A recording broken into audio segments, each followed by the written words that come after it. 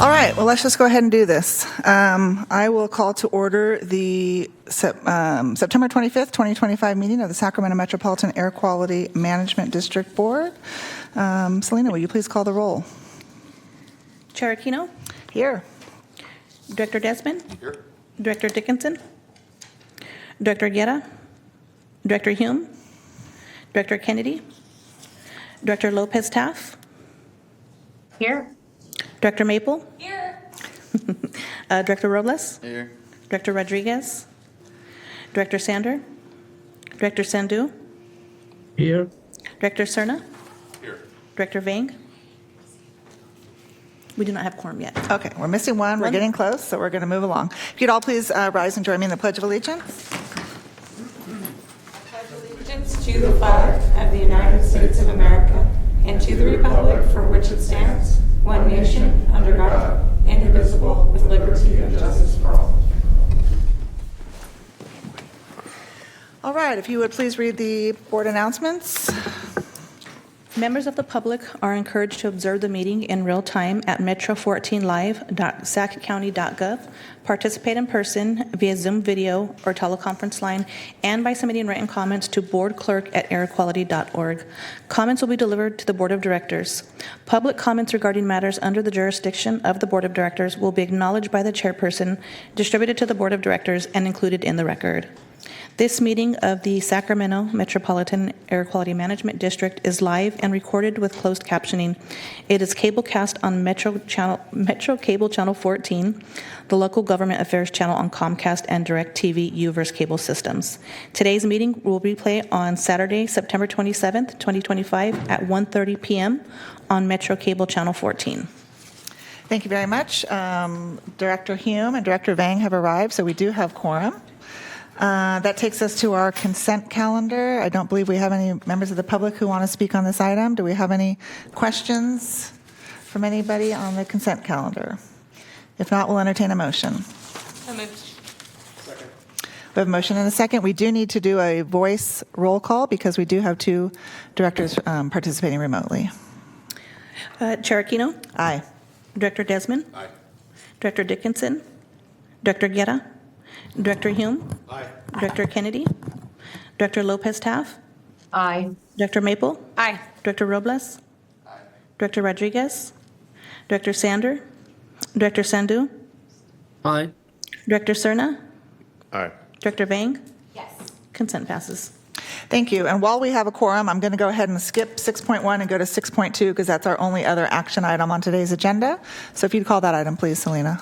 Yep. Item 6.2, Sustainable Mobility in the Capital Region, and I have Paul Philly in chambers to give a presentation. Good morning, Paul. Morning, Chair Aquino. Oh, I'm supposed to do this, huh? Okay. I got it. Good morning. Okay, there it goes. Okay. I'm Paul Philly, Program Manager of Transportation and Climate Change here at the Sac Metro Air District, and I'm giving a brief presentation on sustainable mobility in the capital region. Next slide, please. And one of the reasons why I'm doing this is because mobile sources are the largest form of emissions and pollution in the Sacramento Valley, and Health and Safety Code says that this district is the local agency with the primary responsibility for clean fuels programs and for motor vehicle use reduction measures. And quite frankly, our staff is a very motivated, mission-driven team, and they've told me that they want to be the most innovative team in the state. And Moyer was invented here. A lot of great programs started here and then spreads across the state. So we want to continue that tradition. So first, next slide, please. A brief view back into the past. So before the pandemic, next slide, we had a lot of really fun, neat, exciting programs. Some of you may remember when we had the second most used bike share system in the world right behind Paris. We had automated vehicles running around Sac State. We had point-to-point car share, Smart Ride, Envoy via across the river, and of course our community car share. So then a funny thing happened. Next slide, please. We had a big shift in the way that we live our lives, the way we travel, the way we hold our public meetings. And next slide, please. You know that a lot of those things aren't around anymore. Pilots end, funding dries up, travel behaviors change. And so what we do is we've had a shift in the way that we run our programs. So if you go on to the next slide, we started to have our post-pandemic investments in our region. And some of these are air district driven, some of these aren't, because all of us have a hand in mobility. We have SAC-RT Flex now, which is based on that VIA model. We've got a mobility hub in Del Paso Heights. The Gold Line getting double-tracked and low-floored is making it much more accessible to a lot of people. Suburban Class 4 bike lanes. We've got e-bikes running around, and having a safe place for them to be, not on the sidewalk, I think is a good solution for a lot of people. And of course, our Clean Cars for All program. And just a reminder, the federal tax credit ends on September 30th. So if you're thinking about buying an e-vehicle, this is a very, very good time to do so. Next slide, please. So given all the change that we've been going through, and that is sort of what the purpose of this Transportation and Climate Change Division is to deal with the change and lead the change, is we want to reinforce and remind sort of what our principles are. And one is to have a zero emission, safe and resilient system to get people to where they need to be. We really want to be thoughtful about access for all, regardless of your income or your ability. And it's got to work across the region. So we have very urban parts, very rural parts, very suburban parts. And the transportation solutions are going to look different depending on where you are. We also want to make sure that they're very flexible. There could be another shockwave that changes the way we travel or work or do business. And being able to be reactive and proactive to those changes is going to make sure that we remain fiscally sustainable. And having all of us be part of it. There's going to have to be private sector investment, public sector investment, and nonprofits. We're all going to have to work together to get us to a zero emission, safe and resilient system. Next slide, please.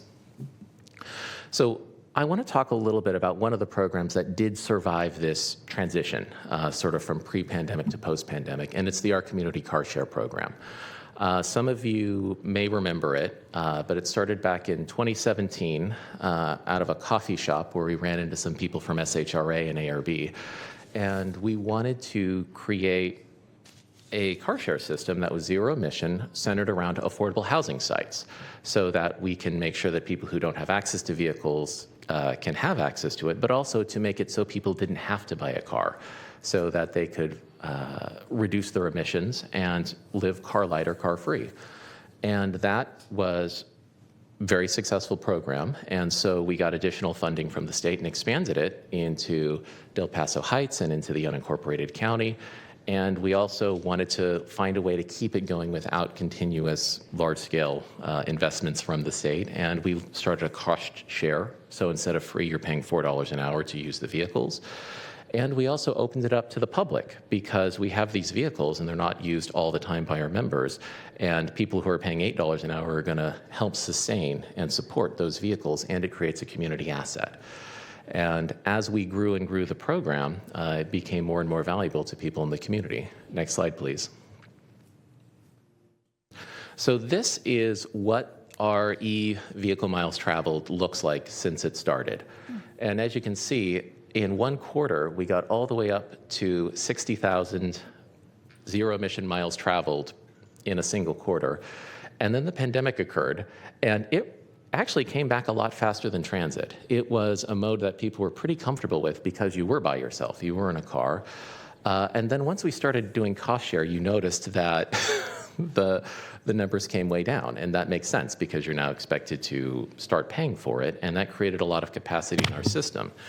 So we then started working with our partners to find ways to make sure that these are more fiscally sustainable, but also available to others. So we did a lot of changes to the program. Next slide, please. We went ahead and waived membership fees for low-income individuals. Having access for all was a big part of what we wanted to do, and so we wanted people to have access to the vehicles when they needed it, and then they just paid for what they use. We also gave people 8 hours free to start with, so that people were less apprehensive about trying it. And then once they did that, a lot of people found out the trips they needed the vehicles for and were able to keep it going. We also started a representative program, and these are people who live in the community, and I'm free on a Tuesday, and I can take people to the grocery store wherever they need to go. So people who didn't have a license because of age, income, or disability could still be able to use the program and get to where they needed to go, and that also increased our accessibility and our ridership. And then we also partnered with Breathe California, who's been part of the whole piece, but working on our eligibility screening, our training, our outreach, to make sure that people know about the program, can sign up for the program, and people who didn't necessarily qualify for subsidies knew that there was this asset in their neighborhood that can help them live a car-free or car-light lifestyle. Next slide, please. So right now, you can see that since we've made these changes, we've been getting a lot more response in the number of miles that we have, in the number of hours driven. Our year over year is up a lot, and this quarter we're anticipating getting up to about 45,000 EVMT at the end of the quarter, which is very close to our peak, and that's having people pay to use the system. So really trying to find a way to balance all of these pieces is I'm really grateful for our partners in getting us to where we are, and I'm looking forward to where we're going. Next slide, please. There's a lot of benefits to this program beyond air quality, and one thing that we like about it is a lot of people are using this for essential travel, but a lot of people aren't. And I like to say, if I was to tell my abuela going to the dance hall twice a month wasn't an essential trip, she'd hit me with a spoon. These are programs that are letting people go to the grocery store and get to their jobs and get to the medical appointments, but also get to the beach. We do have some longer range vehicles so that people can take trips that they couldn't otherwise, and they are doing it in a zero emission vehicle, which is really exciting. We're also excited to have people who are not part of the subsidized system paying for the system so that we can have these in a lot more other places where the market couldn't normally do it. And it allows people to forego the expense of a car. And finally, it gives people a taste and real experience with a zero-emission vehicle. So we do see that when we have an OCCS vehicle, we get more clean cars for all participants. Because, well, I've now tried, an electric Kia Soul. I know what the range is. I know it can meet my needs. I'm a lot more comfortable taking part in other zero-emission vehicle transition programs. Next slide, please. So here is what it looks like for opening up our system to not behind locked gates, but out in the open. And as you can see, Sacramento Valley Station has a lot of use from our members and a lot of use from our non-members. And that's to be expected because you've got a lot of people arriving on a train or other places. And we checked in with our members who lived by there. In general, they book pretty well in advance. I know I'm going to the doctor, or I know I'm going to the dance hall, I know I'm going to these places. Whereas the people who are outside the system are more, I came off the train, oh, there's a car, I'll just grab it. And so we're not really impacting people's access to the vehicles, but we're also generating a lot of revenue, as you can see. Our public revenue is twice as much as our subsidized members using it. And so that's helping us extend the length of the program. And the exciting thing, of course, is possibly October, but certainly by November, we're going to have 1 million electric zero-emission miles as a result of this program. Next slide, please. So next steps for this program is we're currently working with the City of Sacramento. They received a EV Blueprint grant, which is expiring, I believe, at the end of this year. And so we're working to make sure that infrastructure is installed for Zip cars and our car share vehicles, and that we can continue to expand into those locations. We're always looking to adjust the program to maximize air quality benefits. So we're trying to open up more of these sites to be from behind the gate to being public sites so that it can be more useful to the community. And we're looking to leverage other clean mobility programs. OCCS is not going to be a solution to all your travel needs. You still need to have good bus access. You still need to have bike access. But it helps on those trips where those projects just aren't fulfilling those needs. And finally, this is where you come in. I need to extend some of our service contracts so that we can continue the program for as long as we have funding, which is through July of 27. Next slide, please. So this is the staff recommendation. It's to give the executive director authority to extend the contract and raise the amount. This is currently covered by a state grant, and I am open for any questions or comments that you may have. Thank you, Paul. So it's the program that maintains the insurance, and the individual driver isn't required to have any insurance. Is that correct? The program takes care of insurance, fuel, electricity, everything. All you have to do is come with your license and application, and then everything else is handled. Interesting. Okay. Any questions for Paul? We do have one request for public comment, but I will start with questions from the board. Director Hume. Thank you, Chair. Good morning, Paul. Good morning. This is a little bit in the weeds, but I'm just curious. This is grant-funded program through CARB. And is CARB fully state-funded, or does it receive federal funds? So the program is currently using multiple sources. Okay. Part of it is state funding, which is from CARB. Part of it is from SACOG, which is federal funds, and part of it is through the EV Blueprint, which I think is CEC funds, Energy Commission funds. Okay. So it's interesting you brought up SACOG, because that's really where I want to go with my line of questioning, is we are considering sort of the next phase of federal funding round. And obviously there are several criteria upon which we will be judged: safety, lane miles. One of them is emissions. And the irony is that gas tax revenue is used as a gauge towards emissions, but not in the way we would think in this room on this body. It's actually held against us. So particularly in Sacramento County, if we have less gas tax revenue, that will be seen as a negative. And so need rises up, but gas tax gets used against us. And so the more successful programs like this are, the less money we are able to draw down in order to repair the infrastructure that these vehicles need to drive on. It's this like vicious self-fulfilling cycle, spiral towards the bottom. So I have nothing necessarily to ask of you regarding that, other than we're going to have to bridge this gap of how EVs pay into the system, or how we start judging our transportation dollars relative to our needs in a way other than just using emissions as the benchmark. Thank you, Chair. Director Maple. All right. Thank you, Madam Chair. I just really want to appreciate the presentation. It's great to see all of this. We know all these independent pieces have been happening. We've talked about them on this body, but to see it all in one place and the impact that it's having is great. I'll talk about this a little bit later in my AB 1234 report, but recently did a trip through the Air District to the Netherlands about smart mobility. And a lot of these things are things that I talked about in a presentation I gave there. And I think that there was a lot of interest internationally about the work that we're doing here. So I just really want to uplift that, how important this is, and especially coming in with different options. Not everywhere is Amsterdam, where you've got public transit, every 7 minutes everywhere you want to go. And we have to create solutions here that work for us in our region, in our communities. And so I think this is a really creative way of doing that. So just wanted to thank you for your work. Thank you, Director. Thank you. Selena, let's go to public comment. Yes, Chair. We have Cameron Belton in chambers to give a public comment.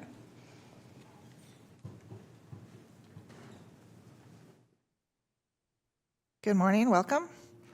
Good morning. Thank you for having me. My name is Cameron Belton. I've had the privilege of managing the Green Tech Mobility Hub in Del Paso Heights for the last 3 years. So I've been able to see the growth from construction all the way till now, where we have members of the community constantly utilizing the services, especially the zip cars with OCCS. But we've also been able to use the Mobility Hub to also serve as like a teaching and training center as well. As you guys may know, we do have a few electric vehicles, as well as different types of EV chargers, which we use to talk to the community about just what this transition is going to look like. Switching from using gas vehicles to zero-emission vehicles is a large jump, especially as far as lifestyle changes. Some of those changes is mainly including charging and understanding which chargers to use, how to look for chargers, and even how to maintenance some of those charging stations. We've been able to train 16 to 24-year-olds on just the importance of not just the lifestyle shifts, but the workforce development and the workforce opportunities that could and will be available in the foreseeable future. So while doing that, we've also found, just by talking to the community and just sharing experiences personally, we've been able to also find jobs and create jobs. one of the jobs in particular is just a service technician. So now that we have our mobility hub and we have our chargers installed and people are utilizing them, now we have the irregular or regular type nuances that come with owning and operating an electric vehicle charger. And one of those is becoming like a service technician. So we've actually started looking into not only having individuals who understand like the process and understand how to install, but we've also been able to kind of look on the back end and figure out that it's important to have people in our communities and just in our home state that can actually work on the chargers and service the like the IT type things and stuff like that. So we've been able to have an impact on the community, work with Twin Rivers, as well as just other CBOs in the area to help expand this growth. Thank you for your work, Cameron. Thank you for being here. Vice Chair Maple has a question I just for have a you. quick follow-up question. Well, first of all, thank you for reminding me that I need to come out and visit and do a tour and learn a little bit more. But my question is, do you know approximately how many people have gone through your workforce training program? At least 46. Amazing. Yes. All right, thank you. Well, I'll be reaching out soon. Thank you. Thank you very much. All right, we have no other requests to speak from the public. Any other questions or comments from my colleagues? Otherwise, we will entertain I'll a go ahead motion. and move the staff recommendation for approval. We have a motion? Second. We have a motion and a second. Please call the roll. Chair Aquino, Aye. Director Desmond, Aye. Director Dickinson, Director Guerra, Director Hume, Aye. Director Kennedy, and Director Lopez Taff, Aye. Director Maple, Aye. Director Robles, Aye. Director Rodriguez, Aye. Director Sander, Aye. Director Sandu, Aye. Director Cerna, Aye. Director Vang. Yes. This item passes. Thank you very much. We will go back to item 6.1. So item 6.1, lead and general aviation fuels, and we have Amy Robertson Chambers to give a presentation. Good morning, Amy. Good morning. Wait just a second for the presentation to come up, but good morning, Chair Aquino, members of the board. I'm Amy Roberts. I'm the Division Director for our Engineering and Compliance Division here at the district. Happy today to present information on lead and general aviation fuels. Next slide, please. You're all aware aviation is a really important economic sector internationally, nationally, and locally. I think it's estimated that it's a $4 trillion economic driver worldwide, and it's a driver for jobs. We all know that when you're combusting something with that much ubiquitous fuel going out the tailpipe, that you're emitting something that we all need to pay attention to, and we need to look for ways to find reductions for climate and air pollution reductions. There are various government and industrial-focused solutions that do try to limit the emission impact from the aviation sector. These include looking at alternatives to aviation fuels, like sustainable aviation fuels known as SAF, also looking for the use of hydrogen in aviation. There's also efforts to electrify aircraft. We've talked in these chambers many times in the past about that, those possibilities. While electric and hydrogen, those are definitely in the nascent stages of development, they're still worthwhile goals for us to look into and look for those zero emission benefits that can be that we can all benefit from.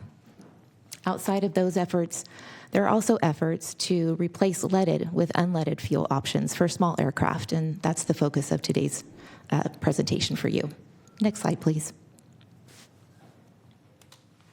Aircraft and aviation fuels are regulated at the national level, and as a local air quality district, we do not have jurisdiction to set emission standards for mobile sources like aircraft engines or fuels. So why is this item before you today?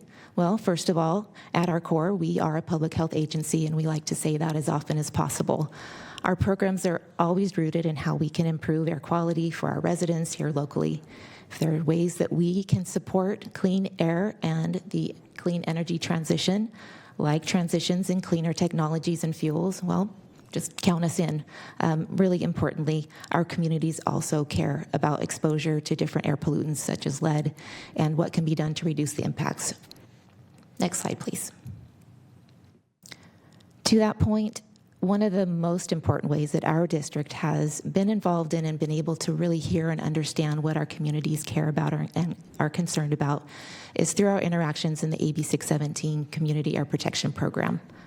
A quick reminder, legislation was passed in 2017 at the state level.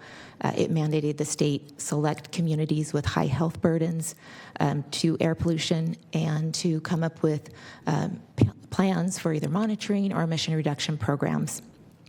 In our county, South Sacramento, Florin Community was selected as one of the first 10, and we have gone through a monitoring plan successfully and are in the midst of developing an emission reduction plan. Throughout our work with the community since 2018, they've shared their concerns related to mobile and stationary emissions. And we've also heard about their concerns about possible exposures to lead in the neighborhoods of Mangum Park, near Sac Executive Airport. And on the map on this slide, you'll see that the Sac Executive Airport is within the expanded boundaries, which were expanded in 2024. It sits right on the edge of that western, northwestern corner. Next slide, please.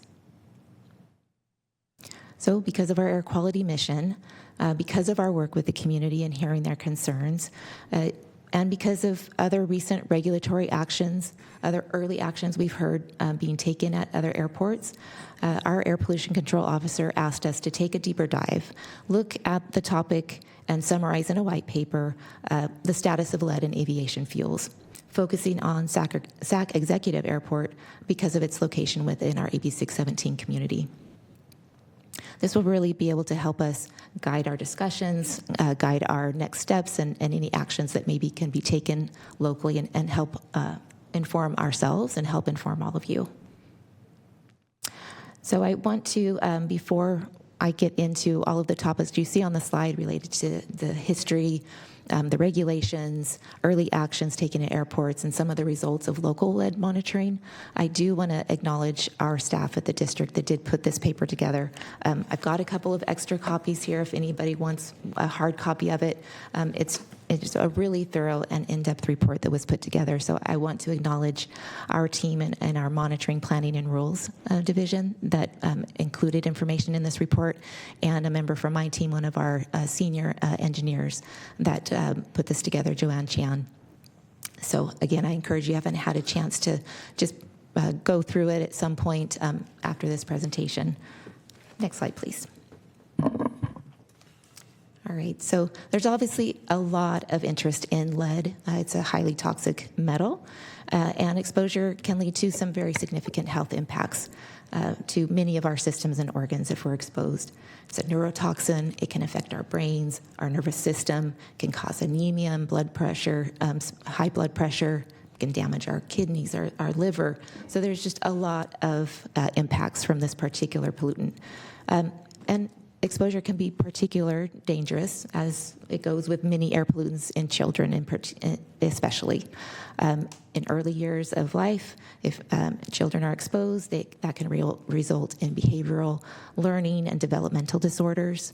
Pregnant women that might have been exposed to lead can also have that transfer to their babies in utero, which can impact their development later in life. Both the federal government and California have established air quality standards related, ambient air quality standards related to lead, and those are included on this slide here. Next slide, please. So lead contamination comes in a lot of forms, but it can be in our air, our soil, and our water.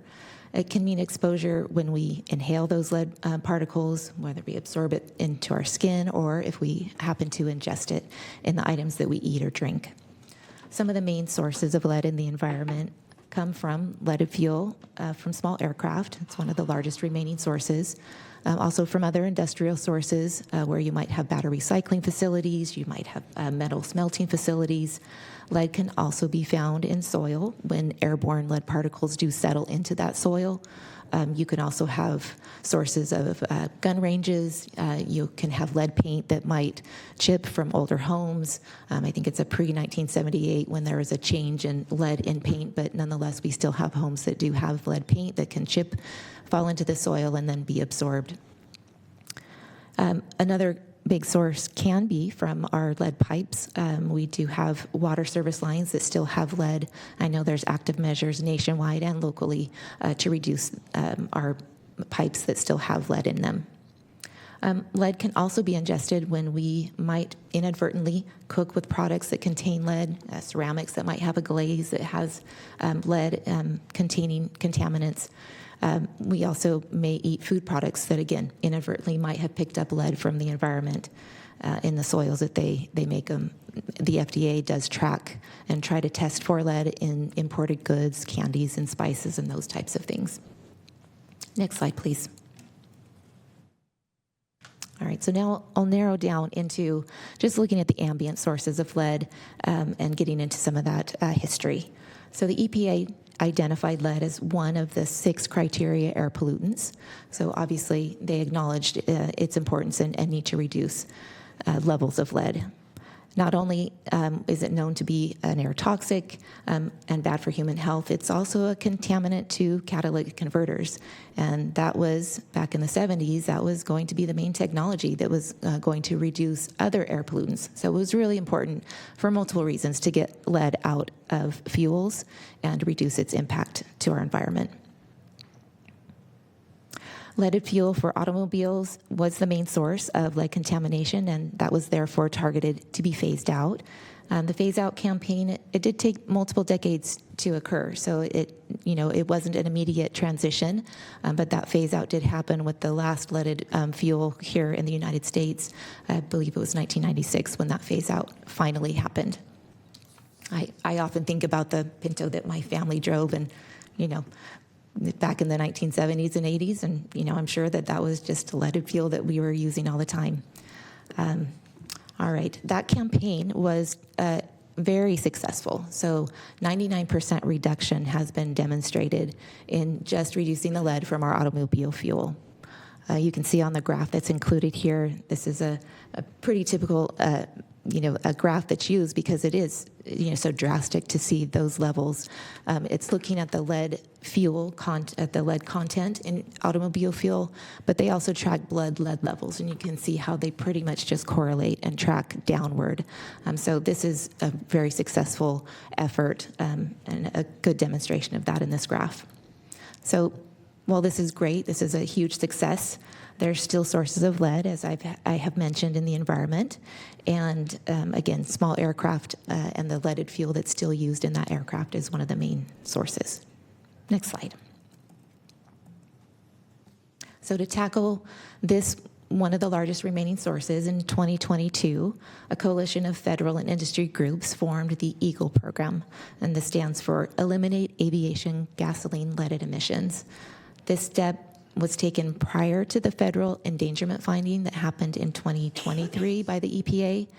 And the endangerment finding really is the marker to the EPA saying this is harmful to public health, something needs to be done. So while it is not a regulation, it does not impose any steps to phase out. It is what tells other agencies that they need to take steps to reduce lead, and specifically in aviation fuel. So, as I said, to date, no regulations are officially to phase out leaded avgas. It has been promulgated at the federal level, but the Federal Aviation Authority has committed in the 2024 FAA Reauthorization Act to restrict the use of leaded fuel by the end of 2030. It does preserve the use of leaded fuel at least through the end of 2030 because there's just a lot of steps that will have to be gone through. But here in California, almost exactly a year ago, California did pass SB 1193. This is the first regulation in the nation that actually does put a target date on phasing out leaded fuel. It does restrict and ban the use of and sale of leaded fuel by January 1st of 2031. And that falls in line with the EPA endangerment finding. It falls in line with the EAGLE program and the FAA signaling that they're going to reduce access to leaded fuel in the future. So all of these parts need to come together. It's a tricky transition, necessary emphasis by all agencies, but local, federal, and state is on safety. I think we can all agree that that's of paramount concern to make sure that what fuel is being used in those aircraft is going to be safe. It's going to provide efficient use of that fuel. So there's not going to be a drastic, you can't use this fuel by 2031. There are certain things that must be in place before that transition actually happens. Amy, let me stop you for just a second, please. Yes. Vice Chair Maple has a question or comment, and then Yes. Director Cerna. Thank you, Amy. I guess my main question is, have we done any kind of analysis or thought through how this might impact the Sacramento County Executive Airport? Yes, and I will be getting into that Okay, a little I bit in have the preempted slides. you. No problem at all. But yes, we definitely have been speaking with Department of Airports staff, and we also were on site with them to take a tour, really to understand the impacts of these regulations, what can and can't be done, because obviously we're not running an airport, we're running an air district, so we really needed to understand that. That's great. Thank you. Yes. And Director Cerna. Thank you, Chair.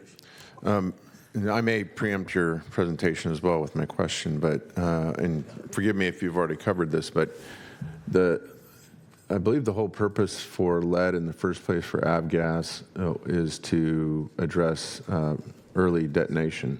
That is correct. So what, and again, maybe it's in subsequent slides here, but what are we doing not only to focus on implementation of both federal and state statutes to phase out lead in avgas, but also to promote alternatives? And I don't even know technically what those alternatives might be in terms of the aging fleet of GA aircraft. I mean, today, most small GA aircraft, non-turbo jet aircraft, are Cessna 172s and Piper Cubs that, date back to the 60s when they were first manufactured. So are there technologies that permit retrofit of those engines that find another solution to address early detonation so that they don't have to rely on leaded fuels? Because to me, this seems like kind of one of those perfect moments where we have both the responsibility to implement, but at the same time promote alternatives. So I don't know if that, again, that is an early intro to subsequent slides, but I'd be curious to know what your thoughts are on that. Thank you, Director Cerna. I will be touching on that a little bit later on in the slide as far as what other airports around the nation have been doing. So what can be done to incentivize the use of unleaded fuel. To your question about is that a possibility, basically, lead is in that fuel for a very good reason. It is a safety and efficiency measure to add leaded fuel. It's been in that fuel for over 100 years. So it has to be a transition that's done. There has to be testing. There has to be a safety certificate that each aircraft type goes through. So the FAA does regulate that and make sure that any aircraft running on an alternative fuel, such as unleaded fuel, goes through that process. So there are steps at the national level and local level where they're going to make sure that those planes are flying safely.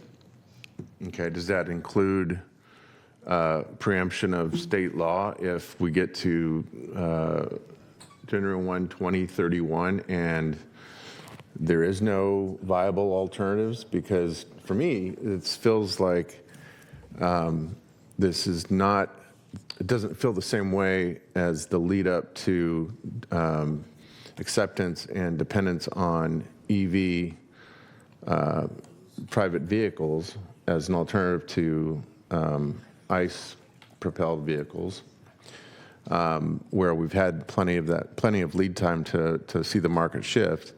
And this is, January 1, 2031 is going to be here before we know it. It just doesn't feel like I'm hearing a lot about what the alternatives are that give the marketplace for GA small aircraft engine retrofit. That's why I have this line of questioning. It doesn't feel the same way as how we've promoted at the national, state, and local levels again, kind of the acceptance of EVs and the extension of range and everything that's made it more popular in the marketplace. I'll maybe address the latter part of your comments, that the ubiquitous of automobile versus general aviation aircraft obviously is vastly different, and the focus of reducing mobile emissions, that was obviously intentional to focus on the larger source of emissions. As to the production and the options for unleaded fuel, there are a couple of manufacturers that are actively engaged in finding or seeking certification, safety certification for multiple aircraft types. You mentioned Cessna and others, and they'll all need to have that. And so just recently, Swift Fuels, which is one of the manufacturers of one of the high-octane unleaded fuels, did receive ASTM, American Society of Standards and Materials, which is part of the process of getting to that level of where they can grant, or it will support the use of unleaded fuel. Right now, as you mentioned, there isn't a lot of availability. This is not widely used at small general aviation airports. I think Swift Fuels mentioned that they have their unleaded fuel available at 5 airports. So this is a very small percentage. So you're absolutely right. This is a short turnaround to be able to switch to all general aviation aircraft. So it is an uphill, that's my opinion. It does also appear to be a very uphill road ahead, but there are steps being taken in manufacturers that are trying to move that forward. So is most of the activity in the space of fuel technologies, not necessarily engine technologies, or is there kind of simultaneous focus on both? My understanding is that it is on the fuel side, but I will reserve and maybe just have to seek information from others about the engine side of it, but my understanding is it's really focused on the fuels. So is it your opinion then that this might be one of those rare instances where we find ourselves, and I say we, I mean the broader air quality advocacy space and even agency space at the local and state level, where we find ourselves odd bedfellows with the likes of WISPA and other representatives of the petroleum industry to help advance, maybe accelerate, the research and the R&D that has to go into the availability of those alternative fuels? I am not aware of any pushback from those associations at this point in time. So that's another thing that we can also look into. And Okay. I look forward to the rest of your presentation. Thank you. okay. All right. I think we already touched on, but just to make sure that on the latter part of that, the FAA Reauthorization Act, I mentioned that, and then SB 1193 for that California date. I think that's all to say on this slide, so we can go on, Selena, to the next slide. All right, so this slide really is just to put into context some of the flight activity that's at SAC Executive and how that translates into lead emissions coming from the airport. The California Air Resources Board did do an inventory of airports, small airports, looking at emissions from the taxiing, the landings, and just to see what that all meant. And then also we included a table here just so you could compare. The SAC Executive emissions are estimated to be about 0.5 ton per year coming from their air activities.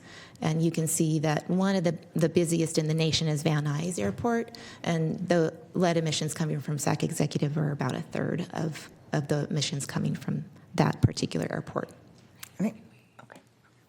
Okay, next slide, please. Okay, outside of eliminating lead emission levels using flight activity and fuel usage data, actual monitoring of ambient lead levels have been done in Sacramento over the years. This data has been collected by the Sac Metro Air District team to show compliance with the federal and state standards at a monitoring station located in the northern Sacramento region. There have also been monitoring campaigns that were done within the AB 617 community, area, both by Sac Metro Air District and by United Latinos.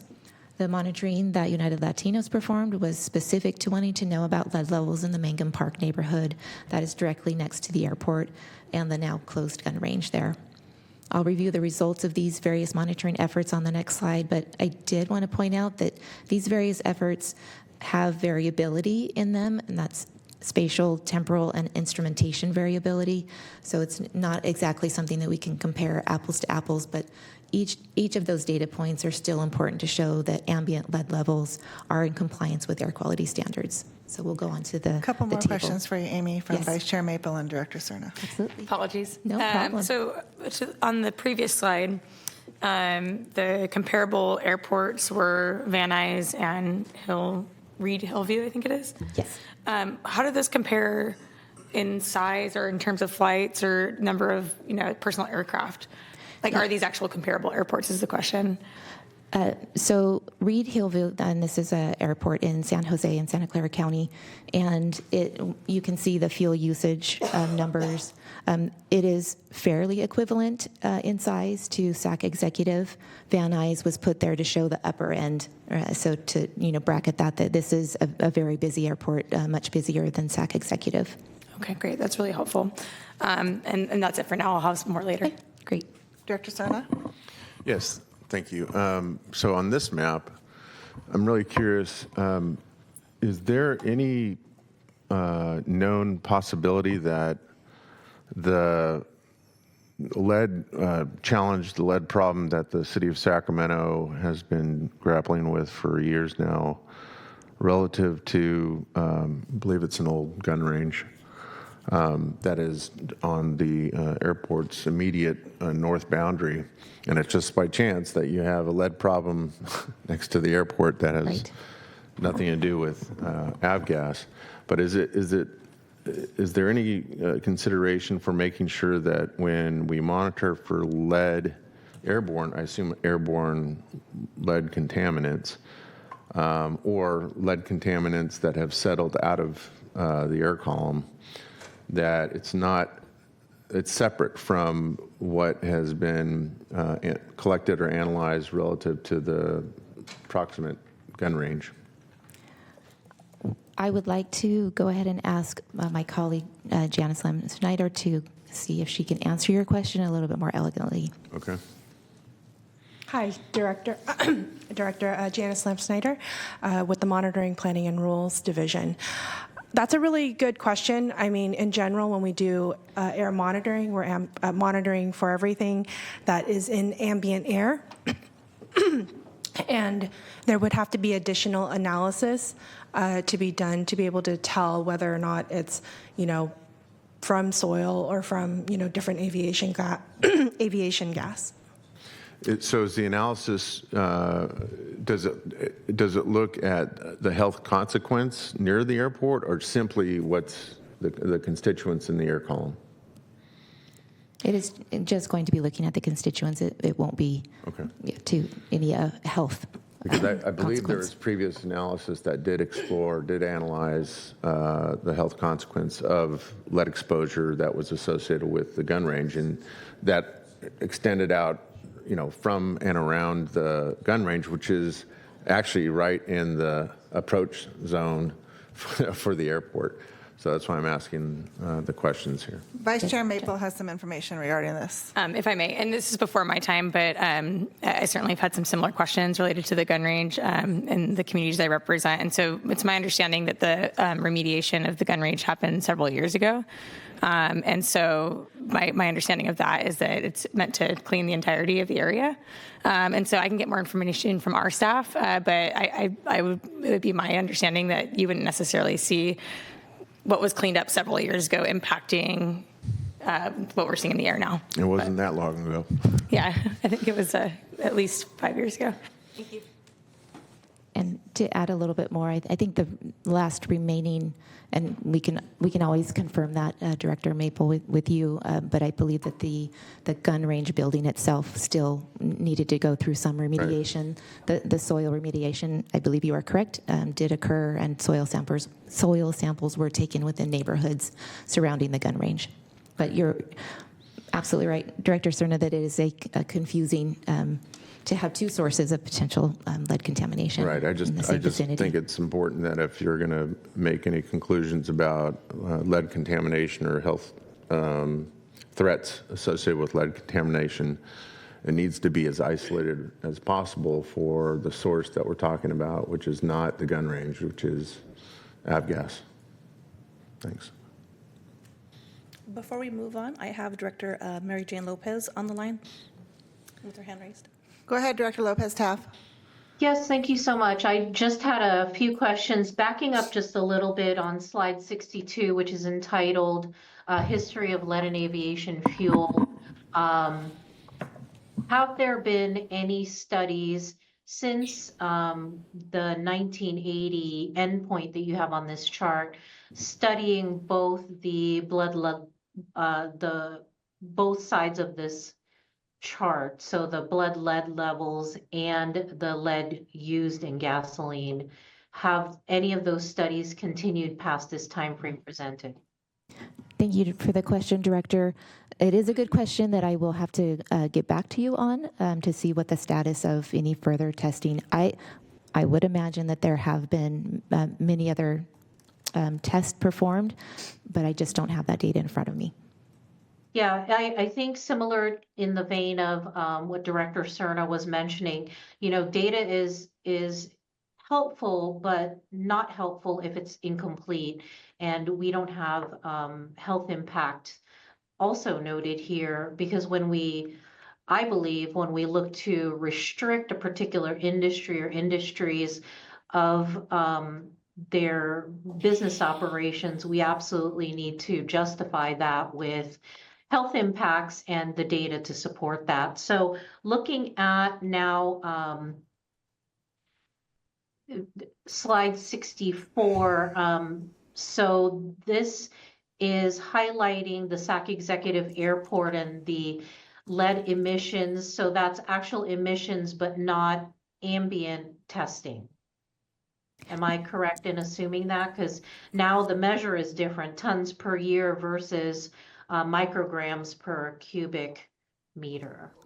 Yes, you are correct, Director, that this is the way this was calculated was looking at the fuel usage, and then there is a known number of grams in each gallon of leaded fuel, and so that's just a multiplication, and that's how you arrive at the tons per year estimate. And But it is different like, from monitoring. Yes, and so that's why I'm when we look at these graphs, I just want to overtly point out that we're looking at different purposes for the graphs and different emissions for the graphs, because I'm looking at the slides distributed in the agenda, and I believe your next slide will talk about ambient monitoring efforts, and I do have a comment for that when you get there. Thank you. Yes. And if I may just make one other comment, that the endangerment finding that was reached in 2023 by the EPA would have been looking at the impact. The endangerment finding was specific to small avgas for small aircraft, and the way that they would have made that endangerment finding was to review data associated with the potential health impacts from that sector. And I'll go on to the next slide, Selena. Okay, so this slide is a summary slide of a lot of monitoring efforts that have been performed. The top two rows of this data are from Del Paso Manor Monitoring Station, and you can see that there was a wide number of years that samples were collected to demonstrate compliance with the lead standard at the federal level, which is the 0.15 micrograms per cubic meter.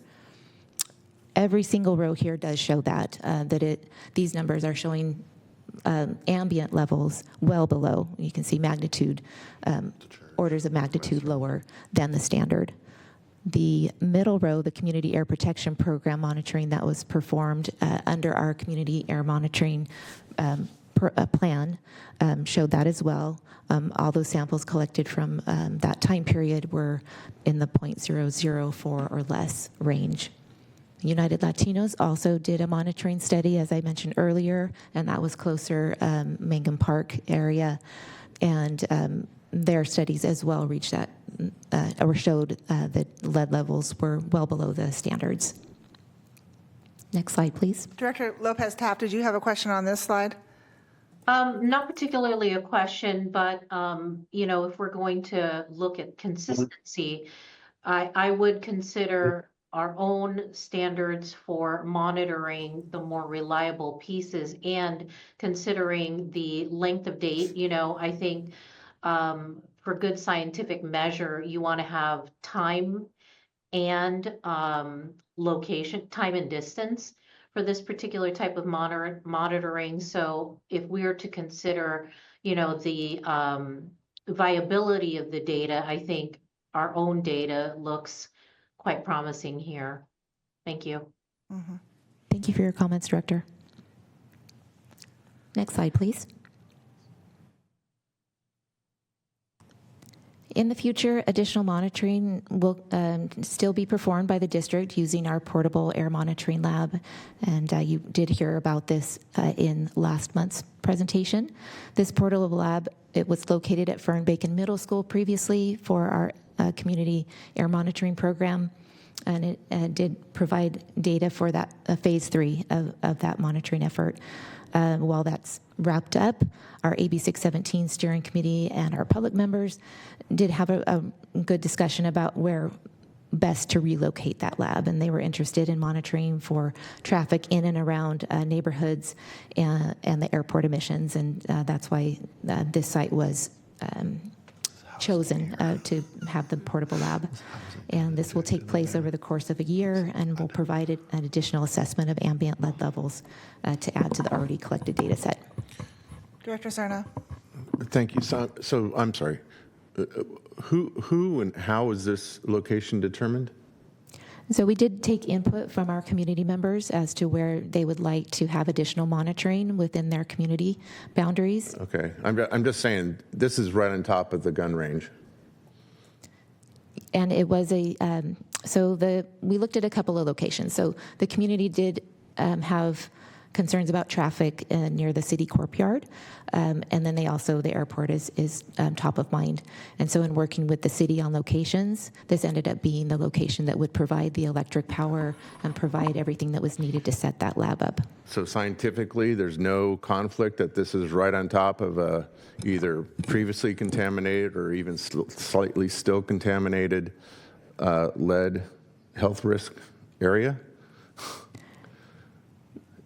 No, this site was selected and that area was known, and the selection was still made. And I will ask our director. I mean, of all the area, you got miles of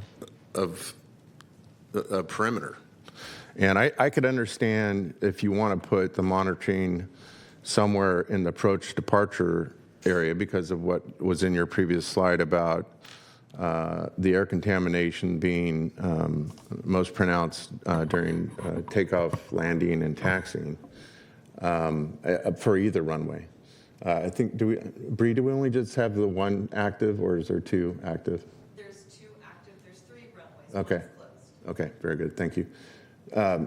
So I can understand if the monitoring was done somewhere along kind of the extension of the depart and takeoff areas, but to pick out of all that perimeter, the one area where there's been a known historical lead contamination problem doesn't seem, it seems counterintuitive to me to then be able to depend on the data and be able to say with a straight face, it has nothing to do with other lead contamination sources. That's just me. I'll ask our director, Janice Lamb-Snyder, again, if she would like to make any additional comments about the site selection. Yes. So there were actually 5 locations that the steering committee had suggested to us to investigate, and one of them, as we state here, is the city courtyard. When we approached the city courtyard, they had offered that they were not able to accommodate us at that location but nearby they were able to have our portable laboratory in that area. To your point, Director Cerna, about the potential conflict of having a source that is soil-borne, I think there are ways for us to delineate that information from either like whether or not the meteorological conditions are conducive of kicking up dust from the soil, as well as potential like aircraft patterns. So your point is taken, but I think there are ways to help delineate that through the analysis. I hope so. Yeah. Yeah. All right, Selena, next slide, please. All right, so as I mentioned, part of the impetus for reviewing and developing the white paper on lead and avgas was because the district did become aware of other airports that had made efforts to switch to unleaded fuel options and to develop strategies to phase out leaded fuel prior to any other regulatory requirements. Part of that curiosity was whether any of these early actions could potentially be enacted here locally, and that's what we've been exploring with the airport. And you'll see a summary of several of these airports here on this slide, most in California, one in Colorado, that have been making various efforts to make unleaded avgas options available.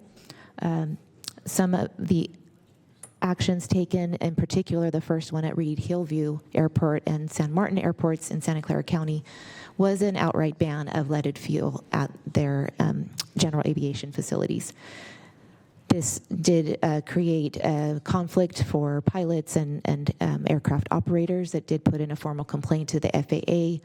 And the FAA did come back to say that there are federal grant assurances that must be upheld and that they would not allow airports to completely ban leaded avgas before the high-octane unleaded avgas options are commercially available and safe to use. Other airports that you see there, Livermore, Santa Monica airports, they've looked for other ways to incentivize the use of unleaded fuel and to help aircraft operators and pilots acquire that STC, which is that's the safety certificate, basically the type certificate that an aircraft needs to receive in order to use an alternative fuel.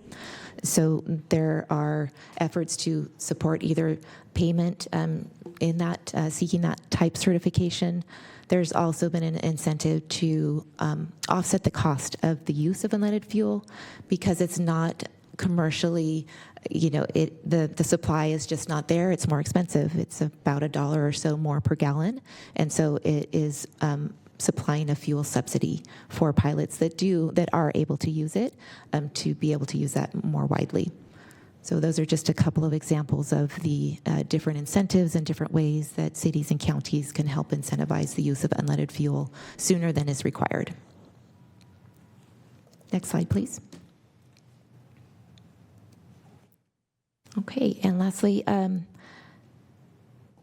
challenges that we mentioned that we have been in conversation with the SAC airport team, and they are in chambers, so I do want to acknowledge Bree and Bailey that are here from the Department of Airports.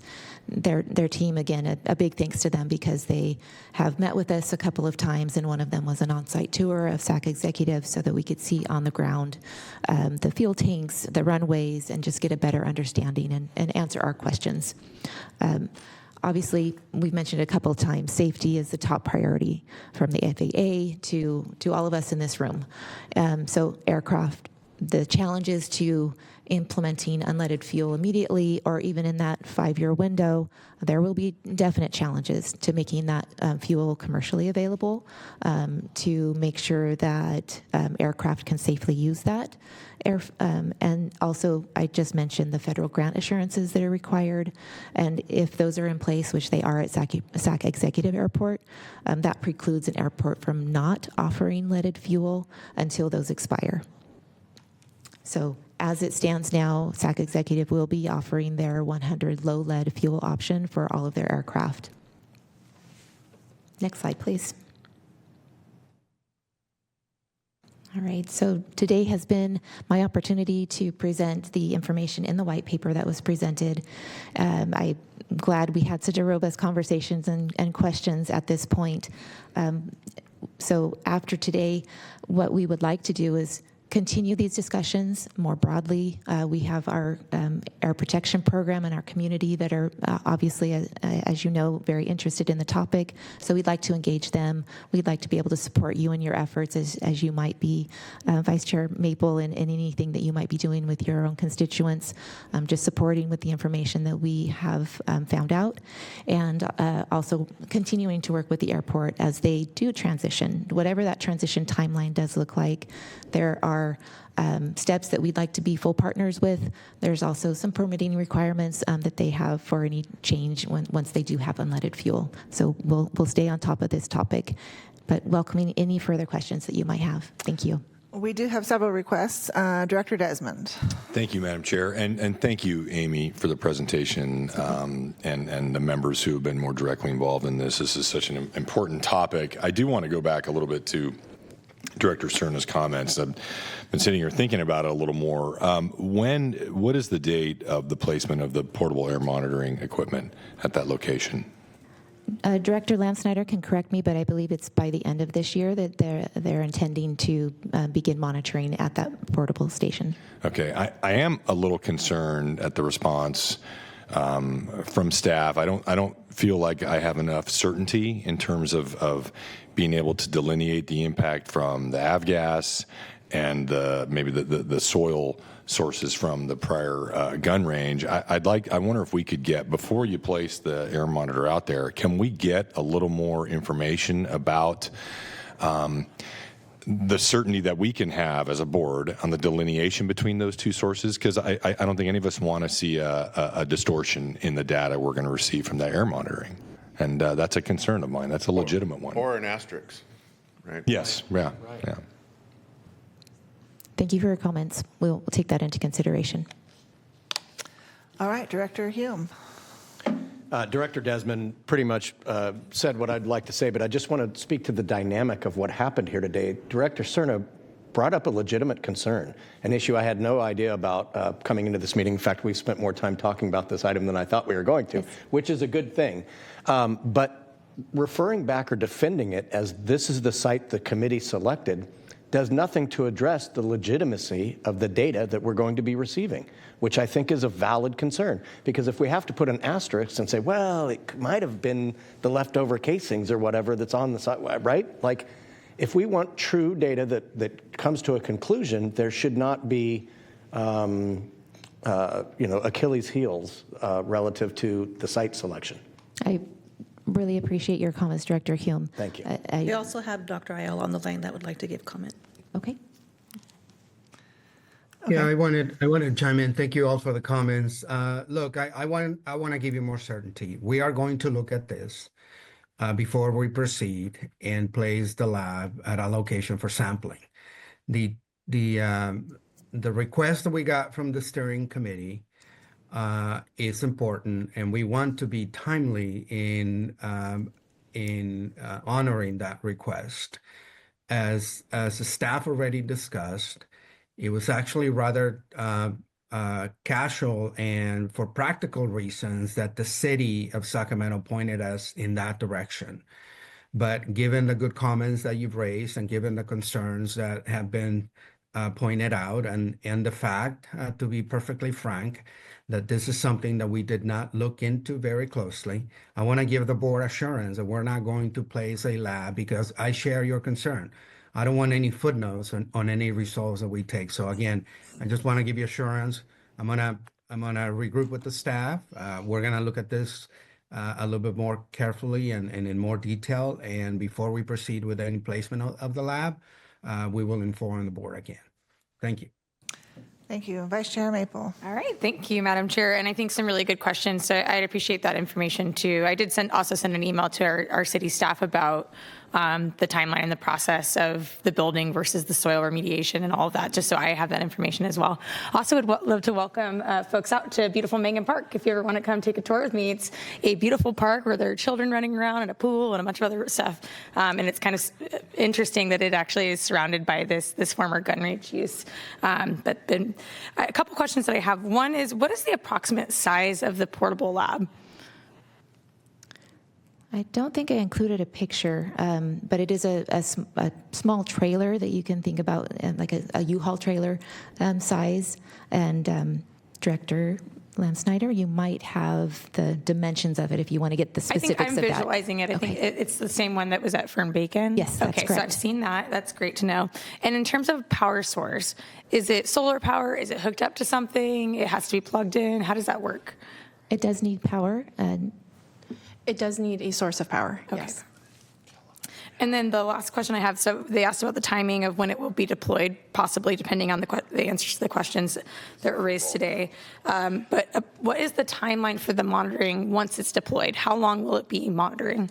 It will be for 1 year. 1 year, okay. Yes. I ask these questions because obviously I know that area well. I represent that community. There may be other locations. So if we come back to find, hey, this is a serious issue in terms of the data that we're going to receive back, just off the top of my head, I can think of a couple of places that are in that nearby vicinity. Maybe we can work together with city staff to identify an even better location. Thank you very much. We appreciate that. And then, and last comment, kind of unrelated to this and bigger picture.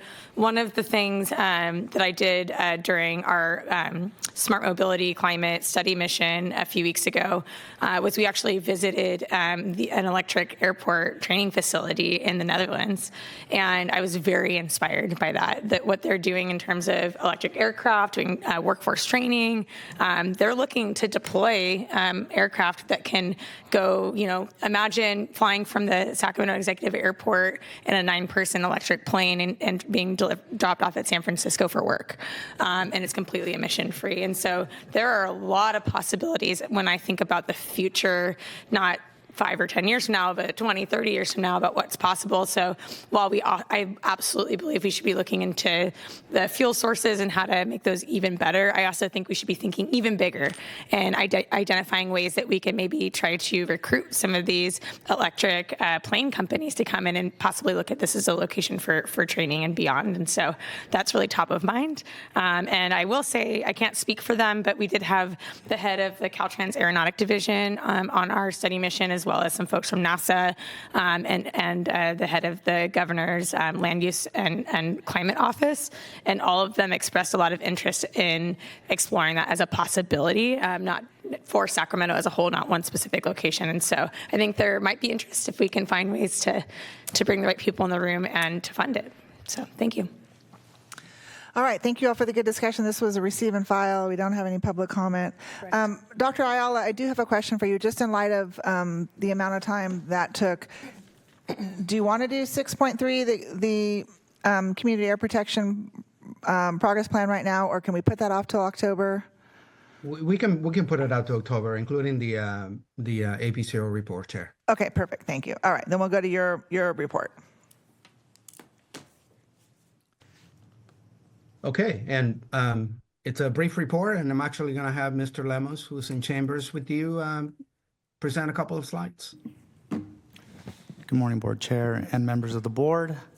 And so since Director Maple was talking about innovative technology on her trip, I wanted to, next slide, please. I wanted to remind everybody of a celebration we had earlier this month. And this celebration was a ribbon-cutting ceremony for the first hydrogen locomotive switcher in operation here in the United States.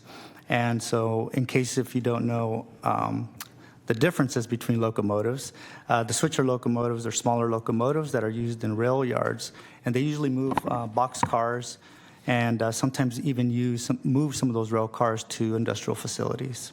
So Sierra Northern Railway replaced the diesel engines in one of their switcher locomotives and replaced them with the hydrogen fuel cell technology.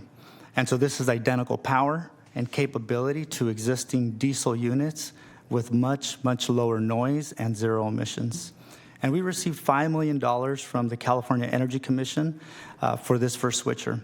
And additionally, we just recently won another $15 million from CalSTA for 3 more locomotives. So this will be 4 locomotives. And in this new grant, we also got some funding for some new track as well. And so each hydrogen locomotive reduces NOx emissions by 3 tons per year, which is similar to removing about 2,000 cars here in the region. And so our chair gave some comments, and so I want to pass this on to you. Chair Aquino, see if you want to say anything about that. Yeah, a very fun event, and as I mentioned at the event, next February marks the 170th anniversary of the completion of the Sacramento Valley Railroad, that 22-mile segment that went from Sacramento to Folsom. So pretty incredible to think that, fast forward 170 years, and this is the next iteration of rail. So very cool, and thank you to Director Segura and Dickinson who are able to come today, or that day. Director Serna wants to comment on this item too. Thank you, Chair. So real quick, just a technical question. What is obviously missing, especially when you see the locomotive in profile, are the huge diesel, what would otherwise be diesel tanks in the belly of the unit. So where is the hydrogen stored? I'm just curious on these switchers. It's adjacent to the hydrogen fuel cell stack, so on board as well. So it's screened with the rest of the mechanicals. That's correct. Oh, very cool. All right. Thank you. Mm-hmm. And thank you, Chair, for attending and speaking at the event. Next slide, please. And so now also many of you have been hearing on our SB 88 efforts, which is a LS legislation and bill that was co-sponsored by the Placer County APCD and also by us, the Sacramento District. And so this bill is currently sitting with the governor and has not been signed yet, but the governor has until October 12th to sign this bill. So if signed, the bill will support our efforts to reduce agricultural burning and find alternative uses for ag and forest biomass. And so this bill requires the CARC, CAL FIRE, and CEC to take certain steps related to emissions and tracking. And so the bill received strong bipartisan support as it passed through both the Senate and the Assembly. And that concludes the APCL report. Okay, great. And I don't see any other requests to speak. So that will take us to board ideas, comments, and AB 1234 reports. And Vice Chair Maple, we'll start with you. I have a report, as I mentioned. I'll be really brief, but this is the first meeting since I've been back, even though it's been a few weeks. So thank you so much to the Air District for helping fund this trip. I was able to, as I mentioned, to go with a delegation from folks from all over California to the Netherlands. We mostly stayed in Amsterdam, but we went to cities all over the Netherlands and even in Belgium. I did give a presentation in Brussels about what we're doing in the Sacramento region, so all over the region, not just in the city. And they were very impressed about the work that we're doing on hydrogen, on electrification, mobility hubs and beyond, and even beyond Sacramento region, what we're doing in the Bay Area in terms of autonomous vehicles and buses. And I certainly learned a lot beyond electric flights and planes. They're also doing a ton on autonomous vehicles, especially for public transport. So, for example, imagine being able to get on a fully autonomous shuttle boat that can get you down the river to your destination instead of having to sit in traffic. All kinds of really, really brilliant ideas, some of which could be applicable here in our communities, and some of which obviously won't. I will say my biggest takeaway from this trip is the number one thing that we need to do, in my view, to advance our climate goals, to meet to the goals of the community and beyond, is to invest in public transit. It is very clear to me that is the top of their priority list. And as I mentioned, we're never going to be Amsterdam. That city is about 750 years old, and we're a little bit younger. But there are a lot of things that we can learn from some of these communities in the Netherlands. And I think investing in robust public transit, especially in urban cores, is going to get us so much closer to our goals. And so I'm going to continue to keep advocating for that. And I hope that we do so in the Air District as well. So that's my report. Thank you. Thank you. I don't see any other requests to speak here in chambers. Does anybody online have their hand raised, Elena? Okay. No, Chair. Then I would just remind my colleagues that we have a meeting in October, but then we take November and December off. So if we could all plan to be here in October, we get our business done and be done for the year. With that, we will adjourn at 10:21. Thank you very much.